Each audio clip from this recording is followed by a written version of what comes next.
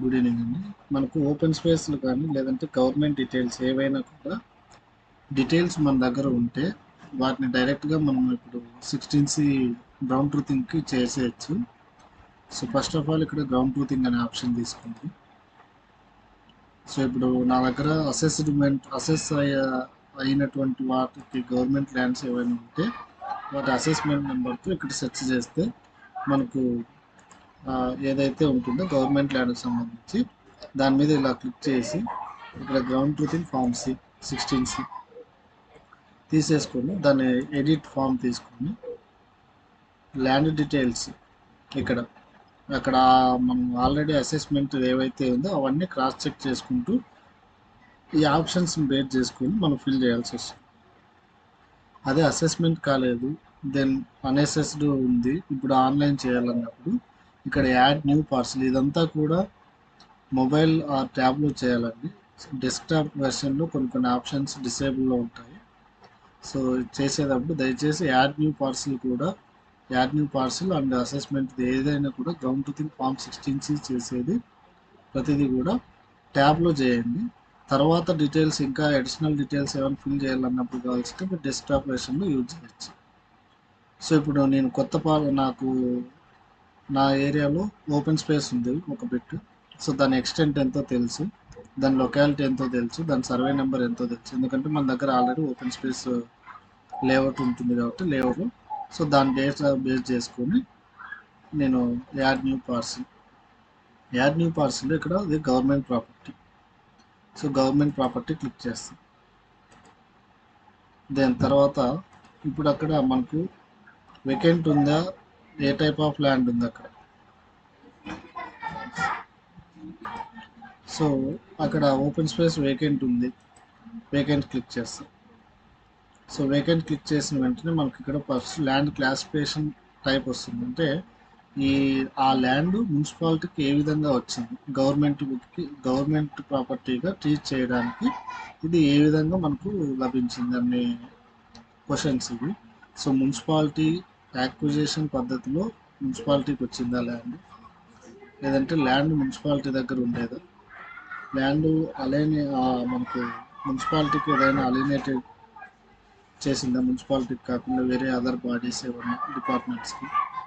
So in favour of మున్సిపాలిటీకి అలినేట్ చేసి చేయడం జరిగింది. లేదంటే గవర్నమెంట్, మన స్టేట్ గవర్నమెంట్ కావచ్చు, సెంట్రల్ కావచ్చు, గవర్నమెంట్ యొక్క ఓన్ ల్యాండ్, లేదంటే ఆ ల్యాండ్ని ప్రైవేట్ పర్సన్స్ నుంచి కొనుక్కున్నారు. మనకు పెట్టుకోవాల్సింది ఒకటి ఏంటంటే, సో కొన్ని ఏరియాస్లో exchange of open space lands కింద ప్రైవేట్ పర్సన్స్ నుంచి కొన్నాము మున్సిపాలిటీ వాళ్ళు. సో అవి చేసేటప్పుడు ఇక్కడ ప్రైవేట్ పర్చేస్ అనుకుంటాం. సో ప్యూర్గా ఎల్పీలో ఓనరు మనకు పూర్తిగా 10% ల్యాండ్ హ్యాండ్ ఓవర్ చేసి ఉంటాడు కాబట్టి ల్యాండ్స్ వెస్టెడ్ విత్ మున్సిపాలిటీ అనే ఆప్షన్ తీసుకుంటాం. దెన్ తర్వాత ఇక్కడ వేకెంట్ ల్యాండ్ కాబట్టి వేకెంట్ ల్యాండ్ యొక్క డీటెయిల్స్ అడుగుతుంది. ఇది ఒక ఆప్షన్ మాత్రమే ఇచ్చింటాడు. ఇక్కడ బిల్డింగ్ డీటెయిల్స్కి నాట్ అప్లికబుల్, ఎందుకంటే ఇక్కడ వేకెంట్ ల్యాండ్ ఇచ్చాను. ఇప్పుడు అదే ఇండివిజువల్ బిల్డింగ్ అని ఇచ్చామనుకోండి, ఇండివిజువల్ బిల్డింగ్ అని ఇస్తే బిల్డింగ్ డీటెయిల్స్ మళ్ళీ మనం చేయాల్సి వస్తుంది. సో వేకెంట్ ల్యాండ్ ఉంది కాబట్టి ప్రజెంట్ ఓపెన్ స్పేస్ అక్కడ వేకెంట్ ల్యాండ్ తీసేసుకుని ల్యాండ్ వెస్టెడ్ విత్ మున్సిపాలిటీ తీసుకుంటాము. ఇప్పుడు ల్యాండ్ డీటెయిల్స్ ఇక్కడ whether the property is government or private layout or not, అంటే లేఅవుటా కాదా అనేది ఇక్కడ మనం అడుగుతుంది. లేఅవుటే, ఎస్. ఆ లేఅవుట్ గవర్నమెంట్దా ప్రైవేట్దా, సో ప్రైవేట్. సో ఇక్కడ లేఅవుట్ గవర్నమెంట్దే ప్రైవేటా. సో గవర్నమెంట్ లేఅవుట్స్ అంటే మనకు గవర్నమెంట్ లేఅవుట్స్లో కొన్ని రకాలు ఉంటాయండి. ఈడబ్ల్యూఎస్ లేఅవుట్ కావచ్చు, ఎంఐజీ లేఅవుట్స్ కావచ్చు, స్కీముల్ లేఅవుట్స్ కావచ్చు, లేదంటే మన ఈ టిట్కో ప్లాట్ల లేఅవుట్లు కావచ్చు. సో వీటన్నిటిని కూడా గవర్నమెంట్ కింద వస్తాయి. ప్రైవేట్ లేఅవుట్ అంటే ఎల్పి అనేది ప్రైవేట్ పర్సన్ వేసి ప్లాట్లు లేఅవుట్ ఎల్పిగా దాన్ని అప్రూవల్ చేయించుకొని ఓపెన్ స్పేస్ మనకి ఇచ్చినట్టు. సో అది అప్రూవ్డ్ ప్రైవేట్ లేఅవుట్. సో ఇక్కడ ప్రైవేట్ లేఅవుట్ మనం డేటా ఇక్కడ యాడ్ చేయాలి యాక్చువల్. సో ఇది డెస్క్టాప్ వెర్షన్ కాబట్టి ఇక్కడ విజిబుల్ కాదు. నేను ఆల్రెడీ నా వాటిలో 2 లేఅవుట్లు యాడ్ చేసిన. సో ఆ లేఅవుట్ డీటెయిల్స్ అనేటివి ఇక్కడ విజిబుల్ కాదు. సో ఇదొక ఎర్రర్ ఇందులో, టెక్నికల్ ఇష్యూ. అంటే డెస్క్టాప్ వెర్షన్లో. మొబైల్ వెర్షన్లో ఇక్కడ ఆల్రెడీ ఇక్కడ యాడ్ చేయాలి. సో లేఅవుట్ లేదన్నప్పుడు యాడ్ చేయాలి. First of all private layout ఎంత, నా లేఅవుట్ 3/98. సో ఇవన్నీ మ్యాండేటరీ కాదు, జస్ట్ కింద అప్ కూడా కాదు. ఎస్ కొట్టేసి సబ్మిట్ కొట్టేసుకుంటాం. సబ్మిట్ కొట్టేశాక మొబైల్ వెర్షన్లో మనకు ఇక్కడ మనం ఏవైతే ఎంటర్ చేసి ఉంటామో లేఅవుట్లో ఆ లేఅవుట్లు చూపిస్తుంది. ఏ లేఅవుట్ అయితే ఉంటుందో ఆ లేఅవుట్కి సంబంధించి క్లిక్ చేసుకుంటాము. చేసుకున్నాక కింద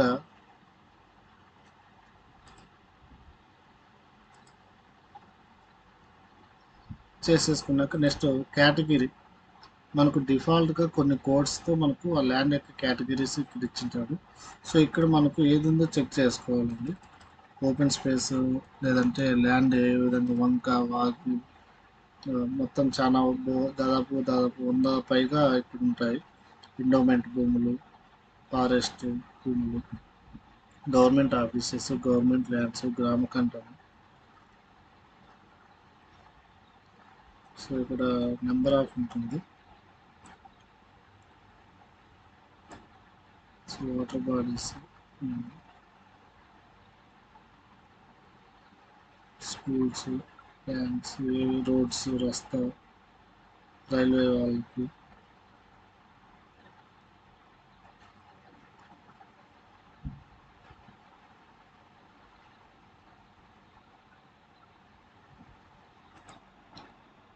సో మనం ఇక్కడ ప్రైవేట్ లేఅవుట్ యాడ్ చేసేసినాక ఇక్కడ కింద అసెస్డ్ ఉంటే ఆల్రెడీ ఇక్కడ మనకు వచ్చేస్తుంది ఇటు సైడ్.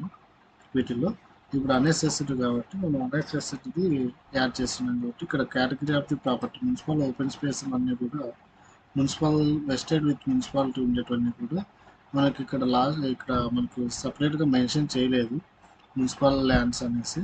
సో ఇక్కడ ల్యాండ్స్ ఆఫ్ అదర్ డిపార్ట్మెంట్స్ ఇక్కడ ఎక్కడ కూడా మిగతా మన మున్సిపాలిటీకి సంబంధించిన ల్యాండ్స్కి సంబంధించి లేదు కాబట్టి ల్యాండ్స్ ఆఫ్ అదర్ డిపార్ట్మెంట్స్ పెట్టేసేయండి. ఓపెన్ స్పేస్కి కానీ మన మున్సిపాలిటీకి సంబంధించి ఏవైనా ఆస్తులు ఉండేటువంటి ల్యాండ్స్ ఆఫ్ అదర్ డిపార్ట్మెంట్స్ కింద పెట్టేసేయండి. సో పెట్టేసినాక ఇక్కడ టైల్ నెంబర్, నేను ఇప్పుడు ఏదైతే ఏ ఓపెన్ స్పేస్ని అయితే నేను ఎక్కిస్తున్నానో అది మన ఓఆర్ఐ షీట్లో ఎక్కడుందనేసి మనం ఐడెంటిఫై చేయాల్సి వస్తుంది. ORI sheet. సో ఓఆర్ఐలో మనకు గ్రిడ్, ప్రతి దానికి కూడా గ్రిడ్ అనేది ఉంటుంది, grid number. So for example so మనకి ఓఆర్ఐ దీంట్లో ఇక్కడ 5F అనేది grid number. So ORI tile number అది. సో దాన్నే మనము ఇప్పుడు అక్కడ టైల్ నెంబర్ కింద యాడ్ చేస్తాం 5F. తర్వాత చల్తా నెంబర్ మీకు ప్రీవియస్గా ఒకసారి చెప్పాను. రీజన్ బట్టి అంటే లొకాలిటీని బట్టి మనకు ఐడెంటిఫై అయ్యేదాని పర్పస్ కోసము ఈ చల్తా నెంబర్ అనేది మనం ఇండికేట్ చేసుకుంటూ వస్తాం. ఇప్పుడు ఫర్ ఎగ్జాంపుల్ నేను ఇప్పుడు ఇదే నా వార్డు సెక్రటేరియట్, నేను ఇప్పుడు ఇక్కడ గ్రౌండ్ ట్రూతింగ్ వెళ్ళాలనుకుంటే ఇప్పుడు ఒక్కొక్క రోడ్డుకి ఒక స్ట్రీట్కి అంతా కలిపి నేను ఒక చల్తా నెంబర్ ఇచ్చుకుంటాను. సో ఇంకొక టైల్లో ఇంకొక ఉంటుంది. సో నేను టైల్ నెంబర్ బేస్ చేసుకొని నెంబరింగ్ ఇచ్చుకుంటాను. అంటే ఈ టైల్ నెంబరు ఇక్కడ స్టార్టింగ్ నుంచి ఎండింగ్ వరకు నేను చేసేదానికంతా కూడా అన్నింటి ఇళ్ళకి 5తో స్టార్ట్ అయ్యేలాగా నెంబరింగ్ ఇచ్చుకుంటాను. సో అది బేస్డ్ ఆన్ మీ ఇష్టం అండి. మీకు ఇది టెంపరీగా మనకు ఏ నెంబర్కి ఏ ప్రాపర్టీ మ్యాపింగ్లో ఉందన్నట్టు మనకు ఓఆర్ఐలో మరి తర్వాత రిట్రైజేషన్ ఈజీగా ఉండడానికి ఇది. సో నేను 5001 అని పెట్టుకుంటాను చల్తా నెంబర్. ఈ తర్వాత next ward number, revenue ward number ఎంత ఉంటే అంత. అక్కడ పార్సిల్ లొకాలిటీ ఇక్కడ నేను జీసస్ నగర్ అనుకుంటే స్ట్రీట్ ఆర్ లేన్ నేమ్ ఎన్నో రేటు జీసస్ నగర్లో, లేదో మనకు సెకండ్ క్లాస్ ఫస్ట్ క్లాస్ ఏదో ఉంటే అది. సో ఒకవేళ మీకు ఇక్కడ యాక్యురేట్గా అసలు సంబంధమే లేనివి ఏమైనా ఉన్నాయనుకోండి, అవి నాకు గ్రూప్లో మీరు మెసేజ్ చేశారంటే దాన్ని మేము యాడ్ చేయడానికి ఉంటుంది, మేము యాడ్ చేస్తాం ఆ స్ట్రీట్ కానీ లొకాలిటీ కానీ. సో నేచర్ ఆఫ్ యూసేజ్, మరి నేచర్ ఆఫ్ యూసేజ్ ఏ విధంగా ఉంది ఇప్పుడు ప్రజెంట్? పబ్లిక్ ఇన్ఫ్రాస్ట్రక్చర్ ఏమన్నా ఉందా? రెసిడెన్షియల్కి ఉందా, ఇండస్ట్రియల్కి ఉందా, దేనికి ఉంది? పార్క్స్గా మనం ఓపెన్ స్పేస్లు అన్నీ కూడా పబ్లిక్ ఇన్ఫ్రాస్ట్రక్చర్కి యూటిలైజ్ చేసుకుంటాం, లేదంటే గవర్నమెంట్ ఆఫీసులుగా ఏదైనా యూటిలైజ్ చేసుకుంటాం. ఇఫ్ ఇన్ కేస్ అక్కడ గవర్నమెంట్ ఆఫీస్ ఏదైనా ఉందనుకుంటే గవర్నమెంట్ పెట్టుకుంటాము, లేదు అనుకుంటే పబ్లిక్ ఇన్ఫ్రాస్ట్రక్చర్ స్కూలు లేకుంటే ఏదన్నా వాటర్ బాడీ అంటే ఐ మీన్ వాటర్ ట్యాంక్స్లో ఏమైనా ఉన్నాయంటే పబ్లిక్ ఇన్ఫ్రాస్ట్రక్చర్ పెట్టుకుంటాము. పబ్లిక్ ఇన్ఫ్రాస్ట్రక్చర్ అయితే ఆ పబ్లిక్ ఇన్ఫ్రాస్ట్రక్చర్లో మనకి ఇక్కడ వస్తాయి చూడండి, play ground, market yard, land marks, sports complexes, park. ఇప్పుడు ఇఫ్ ఇన్ కేస్ ఆ ఓపెన్ స్పేస్లో పార్క్ ఏదైనా ఉందనుకుంటే పార్క్, లేదనుకుంటే మనకి ఇక్కడ చూడండి open space or municipal reserve site. అది సో మన మున్సిపల్ ఓపెన్ స్పేస్ అంతా కూడా పబ్లిక్ ఇన్ఫ్రాస్ట్రక్చర్లో ఉంటుంది కాబట్టి అది ఆప్షన్ చూజ్ చేసుకున్నాం. డిపార్ట్మెంట్, ఏ డిపార్ట్మెంట్కి సంబంధించింది? మనది మున్సిపల్ డిపార్ట్మెంట్ కాబట్టి మనం ఇక్కడ మున్సిపల్ డిపార్ట్మెంట్కి చూజ్ చేసుకుంటాం. తర్వాత ల్యాండ్ నేచరు ల్యాండ్ క్లాసిఫికేషన్ అంతా కూడా ఆ సర్వే నెంబరు ఆర్ఎస్ఆర్ డేటా ప్రకారంగా ఏమిటిగా ఉంది. సో నాకు for example 282 survey number RSR data ప్రకారంగా నాకు ఆర్ఎస్ఆర్ రెఫర్ చేసుకుని మీరు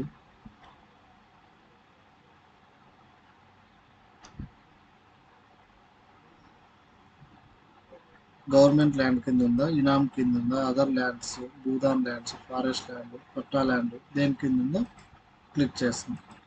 గవర్నమెంట్ ల్యాండ్ కింద ఉంది కాబట్టి గవర్నమెంట్ ల్యాండ్ మళ్ళీ not allotted, ceiling, land acquired, ceiling surplus. So ఈ డేటా అంతా కూడా మనకు విఆర్ఓ దగ్గర ఉంటుంది. సో ఇంతకుముందు మీకు స్ప్రెడ్షీట్ షేర్ చేశాను, ఆ డేటా అందులో విఆర్ఓ వాళ్ళు సర్టిఫై చేసి ఇవ్వాల్సిన డేటా. సో ఆ డేటాను బేస్ చేసుకొని మీరు ఇక్కడ ఆప్షన్స్ తీసుకోవాల్సి ఉంటుంది. సో ల్యాండ్ క్లాసిఫికేషన్ ఉంటుంది మళ్ళీ అందులో ఈ 3 ఆప్షన్స్ కూడా విఆర్ఓ దగ్గర ఉన్న డేటా అది. సో ఇప్పుడు ఆ ఓపెన్ స్పేస్ నాకు ఆర్ఎస్ఆర్లో ఉంది, టీఎస్ఆర్లో ఉంది.